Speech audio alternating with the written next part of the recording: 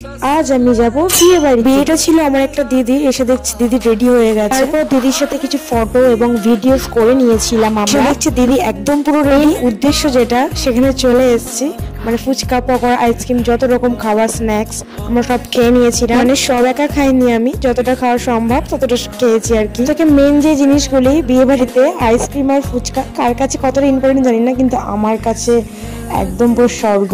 উফ, ওটা ছাড়া বিয়ে বাড়ি অসম্পূর্ণ। তারপর দেখলাম যে বর চলে এসছে, বর দেখার জন্য দেখো ঝুলাপালা করছি, কিন্তু আমি বেটে নাকি সামনের মানুষজনগুলো লম্বা সেটাই বুঝতে পারছি না। এটা তোমরা একটু কমেন্টে বলে যাবে তো, যে বেটেটা কে বা লম্বাটা কে। সত্যি কথা কি জানো, আমার গলাটা না এতটা বাজে, এগুলো নিজে শুনলেই ভালো লাগে। ভাই সাহেব, এখানে এসে দেখছি মানুষগুলো সারা ভালোই মারছে। যে আমার বাবা হাত দেখিয়ে বুঝতে পারছো কি বলছে, আমার নাম প্রশংসা করছে।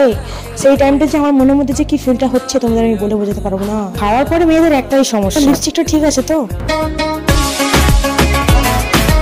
আমি এদিকে সার্কাস দেখাচ্ছিলাম, যা পারছি তাই করছি। বাদ দাও, এদিকে দেখো সুন্দরীগুলো কি সুন্দর পোজ দিচ্ছে, দাদাটা কি সুন্দর ফটো তুলে দিচ্ছে। তো আজকের মতন এত পর্যন্ত, দেখা হচ্ছে পরে।